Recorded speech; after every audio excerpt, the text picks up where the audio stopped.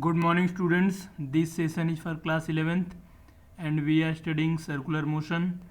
Students, in last session we have completed the basic concept of bank road and we have derived the formula for maximum speed on a bank road without friction. Okay, students, that was not exactly the real condition because every road must have some friction between the surface of the road and the tire of the vehicle. So the real concept of that topic is related to the uh, topic that is maximum speed of a vehicle on a bank road with friction. क्योंकि previous case में हमने friction को consider नहीं किया है, ठीक है, बिना फ्रिक्शन अगर हमने मान लिया है कि फ्रिक्शन नहीं है रोड में तो मैक्सिमम स्पीड कितनी होनी चाहिए, बट इन रियलिटी रोड में कुछ ना कुछ फ्रिक्शन ज़रूर होगा. तो हमारा जो सबसे इम्पॉर्टेंट और रियल लाइफ टॉपिक बनता है वो है maximum speed of vehicle on a bank road with friction. तो यहाँ पे हम ये टॉपिक है, ये इस चैप्टर का सबसे इम्पॉर्टेंट टॉपिक में से एक है. So I hope you will understand this topic in this session. For this purpose students, I want to give you one advice. In this session we are going to use the concept of resolution of vectors. So if you don't have the concept how to resolve a vector, first try to revise that topic that is known as revolution of vector. The videos related to that vector is already uploaded on our site, or you can use different book and different online contents available at different sites like YouTube. You can use books and okay. So let's start with this topic. The heading of the topic is shown on the screen and that is the maximum speed of a vehicle on a bank road with friction. Okay, so student, I am sure that you know about friction. So let's see.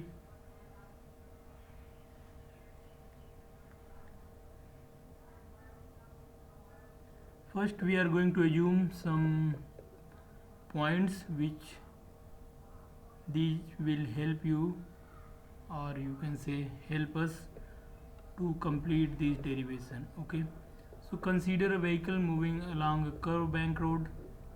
So let m is mass of the vehicle. Okay, then r is radius of the curvature of road. So this r is radius of curvature of the bank road. Okay, then F is frictional force between tires and road. This F is frictional force.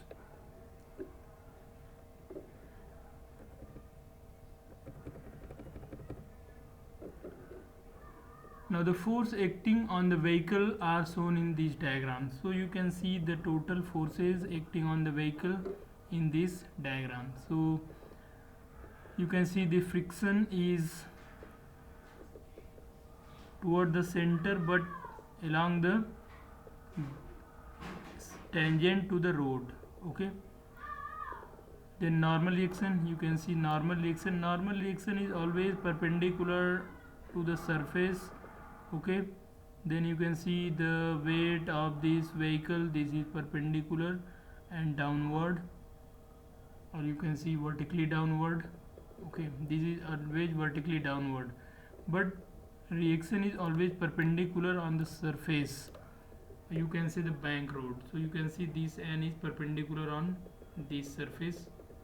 Okay, so you can see there are three forces acting on this vehicle. First one is the normal reaction n, second one is the friction, third one is the weight, and you can see their directions shown in this figure. Now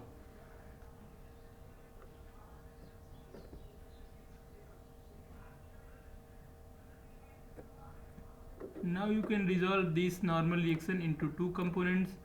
This component perpendicular to the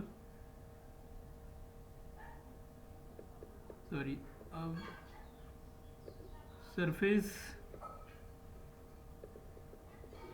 along this direction, you can say this, you can write this part is P, okay, and this component is opposite to the weight mg.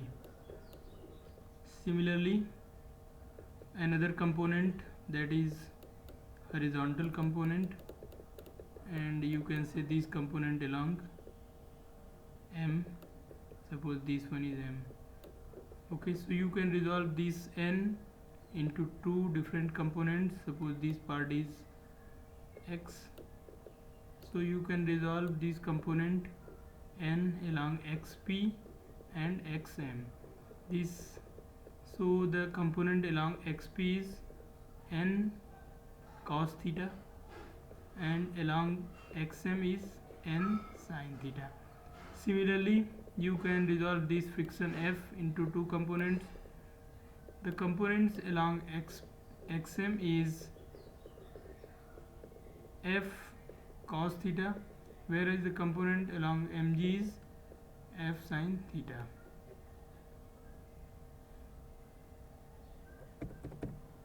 So you can see here these forces acting on the vehicles are: the first one is weight of the vehicle mg acting vertically downward, the normal reaction n acting on vehicle perpendicular to the surface of the road, third one is friction force between the tires and the road. So you can see these three forces are acting on the vehicle.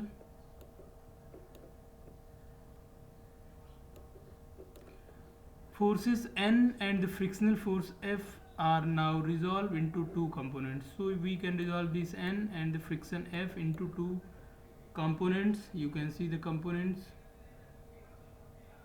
So you can see this one is the normal reaction. So resolving the normal reaction N is resolved into two components. N cos theta is vertical component of N. So this n cos theta is vertical component of this n, and n sin theta is horizontal component of n. So you can see here this is only resolution of frictional force, normal component. Now in the next part we are going to resolve the frictional force into two perpendicular, or you can say rectangular components. I hope you understand about this. You can see this is the normal reaction.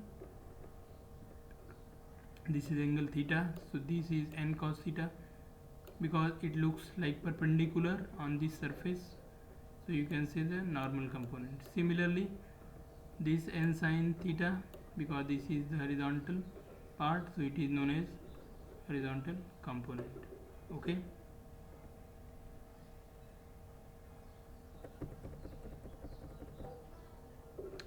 Now we can resolve the friction.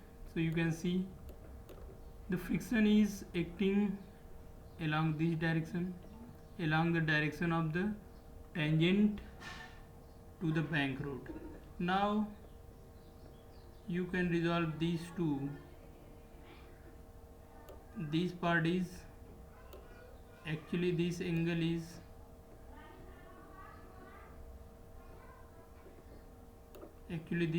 theta,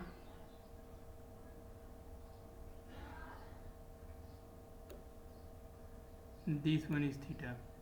So this is f cos theta and this one is f sin theta. Now you can see along horizontal axis there is component f cos theta, and along horizontal axis the component is n sin theta. It means these two components are in same direction. You can see here I am going to tell you the same thing in more detail. So you can see here, in this case this n cos theta, and in this case this f cos theta, this n sin theta and this f cos theta, both are along the same direction, so they will added up together. Okay, these two must be add together. These two are in same direction, so you can add f cos theta plus n sin theta. So you can see here the frictional force F resolved into two components. F cos theta is horizontal component of F and F sin theta is vertical component of F. Now you can see here this F sin theta is in direction of the weight of the vehicle, so it will be added together with the weight. So finally you can see here the total forces. So you can see this one is n cos theta, then F cos theta and n sin theta are in same direction, so the net force along this axis, that is negative x-axis, is n sin theta plus F cos theta, and this one is also toward the center of the circular path. It means this force is along the direction of the centripetal force. It means this force is responsible for the centripetal force for this circular motion. So you can write mv square upon r is equal to n sin theta plus F cos theta, and here you can see this n cos theta balance the net force mg plus F sin theta. So this n cos theta, this n cos theta balance both this F sin theta and mg. Okay, so the vertical component of n cos theta is balanced by weight of the vehicle and component F sin theta. So you can say n cos theta is equal to mg plus F sin theta. This equation is written in magnitude form, and so we can rearrange this equation. Mg is equal to n cos theta minus F sin theta. If you want to write this equation, mg is equal to, you can write n cos theta minus F sin theta by rearranging this equation. This one equation number 1. Now for required centripetal force, you can see here the horizontal component n sin theta and F cos theta provide the centripetal force for circular motion. So this component, that is n sin theta plus F cos theta, will be responsible for the centripetal force for the circular motion. So you can see here n sin theta plus F cos theta is equal to mv square upon r. Okay, now mv square upon r is equal to n sin theta plus F cos theta. This is equation number 2.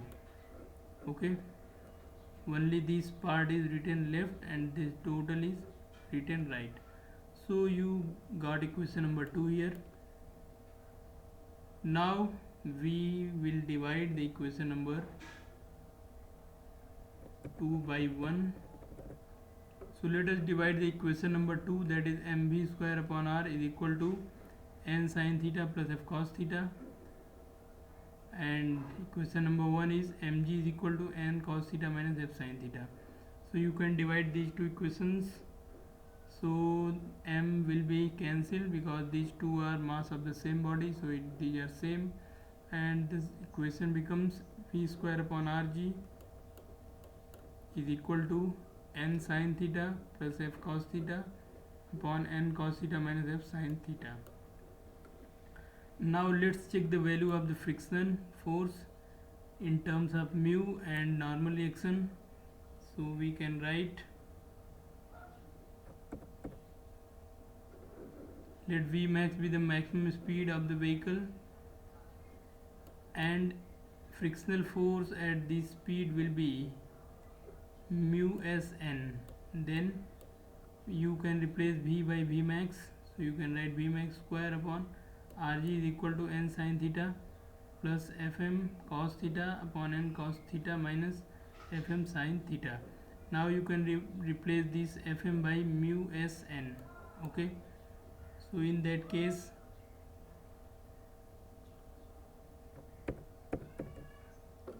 if you replace F by this value, you will get V square max upon Rg is equal to n sin theta plus mu S n cos theta upon n cos theta minus mu S n sin theta. Okay, Now divide the numerator and denominator of RHS by cos theta. So let's divide these both numerator and denominator by cos theta. So this part becomes sin theta, sorry, this part becomes tan theta, this one becomes 1, this one again 1, and this one is tan. So you will get the relation. If you divide this complete numerator by cos theta, you will get n sin theta by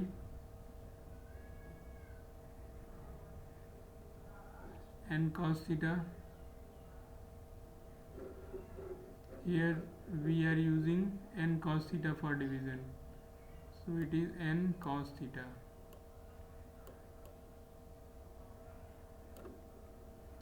So by dividing n cos theta, this n is cancelled and this becomes tan theta, plus this part is cancelled, mu s upon n cos theta upon n cos theta. This one is again 1 minus mu tan theta. So this is the equation. Now you can rearrange this equation for maximum velocity.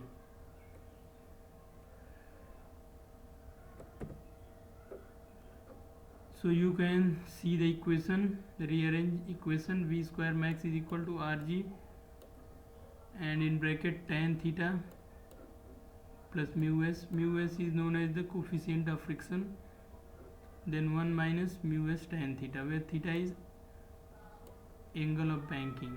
Okay, so this is the formula by which you can calculate the maximum velocity on a bank road with friction. Or you can write V max is equal to under root Rg in bracket tan theta plus mu s upon 1 minus mu s tan theta. So this is the most important formula to find out the maximum velocity of a car or vehicle taking turn on a circular turn which is banked and have some friction. So you can see this is the maximum velocity with which a vehicle can travel on bank road with friction. Okay, so you can see here, for a frictionless road, if road has no friction, then mu s will be 0. So V max is equal to Rg in bracket tan theta plus 0 upon 1 minus tan theta. And for the frictionless, the formula will be same as in previous session we have completed, that is V max is equal to under root Rg tan theta. So I hope you understand. This is the case of frictionless road, but this is the real case. In reality, this is the formula which we can use to find out the maximum velocity of the vehicle of mass m. But you can see here, the maximum velocity is independent upon the mass. Okay, it is very important, but it depends upon the radius, then angle, banking angle, and mu friction. So you can see this velocity can be managed with the help of banking angle. This point must be considered during the formation of the road to maintain the maximum velocity. Okay, so I hope you understand the concept of the bank road with friction, and you will be able to derive this formula, and you will be able to apply this formula to solve your questions. Okay,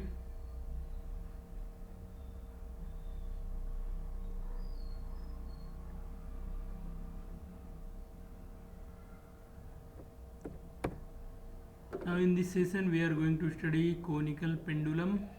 So let's see the definition of conical pendulum. A conical pendulum is a simple pendulum which is given a motion so that the bob describing a horizontal circle and the string describe a cone. So you can see here, this one is the conical pendulum. Suppose this one is the line which joins the pendulum. Now if you move this pendulum such a way that the particle is moving on a circular horizontal path and this string form a cone. Okay, so this pendulum is known as conical pendulum. Okay, so this one is the definition. Let me repeat the definition. A conical pendulum is a simple pendulum which is given a motion so that the bob describes a horizontal circle and string describes a cone.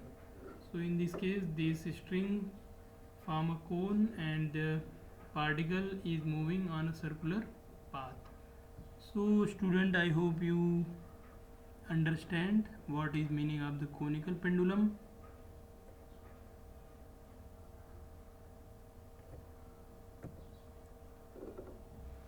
Now you can see here definition. A conical pendulum is a simple pendulum which is given such a motion that the bob describes a horizontal circle and the string describes a cone. So this is the similar definition given in the previous slide. Okay, and I hope you understand and you will be able to write the definition for conical pendulum.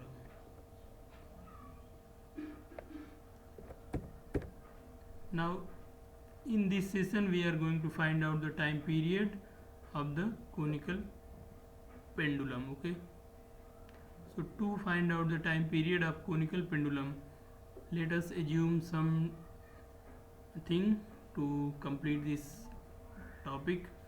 So consider the bob of mass m revolving in a horizontal circle of radius r. So let v be the linear velocity of the bob. So v is linear velocity, h is height. You can see height from the plane of the circular motion and the point from it is tag. T is tension in the string, so this T is the tension. Theta is the semi-vertical angle of the cone. You can see this is theta, this is semi-vertical angle. G is acceleration of the gravity and L is length of the string, so this L is length. Okay, this L is length of the string. Now you can see during the motion on the circular track, following forces acting on this bob. The weight is working perpendicular and downward, that is mg, and the tension T, you can see tension T must be along the string by which it is tagged. So you can see the tension is in the string and it is toward the point from where it is tagged. Now this tension is at an angle theta with the vertical red line. You can see if this angle is theta, since these two lines are parallel to each other, so this angle is also theta. Now this vertical line, and you can see there is a horizontal line toward the center of the circle, or you can see the circular path. So you can resolve this tension T into two components. The first one is along this red line, or you can say perpendicular to the plane of the circle, and second one is the horizontal component. You can see here it lies in the plane of the circular motion. Okay, and it is also toward the center of the circle. You can see there is no other force than T sine theta toward the center of the circle. It means this force is responsible for the circular motion, because the force which is responsible for circular motion is centripetal force, and it is always toward the center of the circle. But in this case you cannot see any one force other than T sine theta working or acting towards the center of the circular track. It means T sine theta is responsible for the centripetal force. Okay, now the another component of T, that is T cos theta. this is the vertical component, and this will balance the weight of this bob, that is mg. Okay, so you can see here this t sine theta balances this mg, and this t sine theta is toward the center of the circular track, and it is responsible for the required centripetal force for the circular motion. So you can write the forces acting on the bob at the position A are, you can see weight of the bob acting vertically downward and tensor T acting along the string. Okay, I have already discussed about these things. Now you can see the tension T in the string can be resolved into two components as shown. T cos theta acting vertically upward, that is opposite to the weight. This is force balanced by the weight of the bob. So you can see T cos theta is equal to mg. This is equation number 1.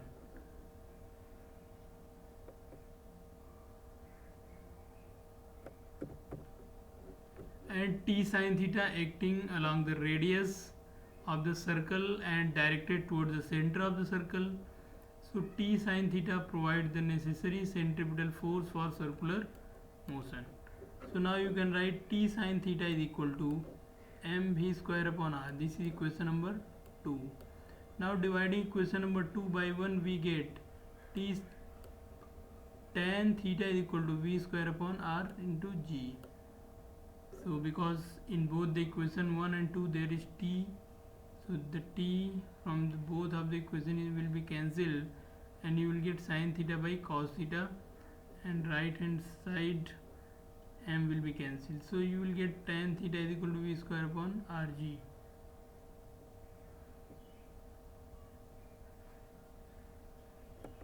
So you can rearrange this equation by v is equal to under root rg tan theta. This equation gives the speed of the bob. Now if r is radius of the circle and omega is the time period, then you can write v is equal to r omega. So you can write here v is equal to r omega is equal to under root r g tan theta. Squaring both sides, you will get r square omega square is equal to rg tan theta.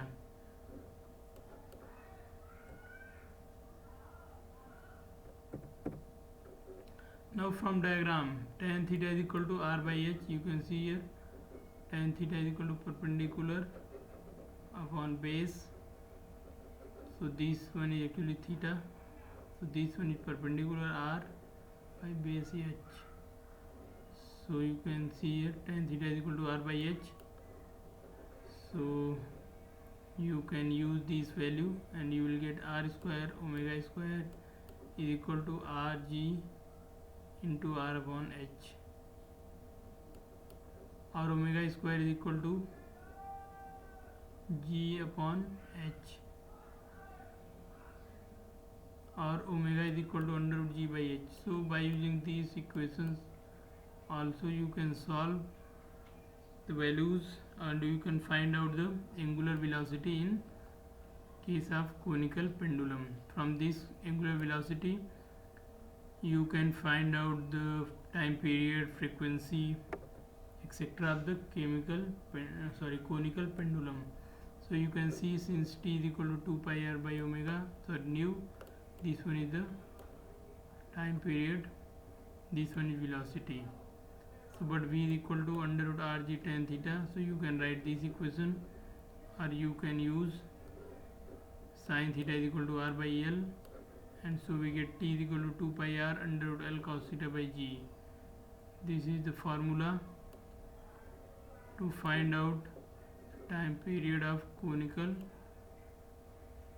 pendulum, okay, where l is length, g is acceleration due to gravity, this theta is angle with horizontal axis. So I hope you understand this topic and you will be able to use this concept to solve questions based on conical problems. Thank you for watching.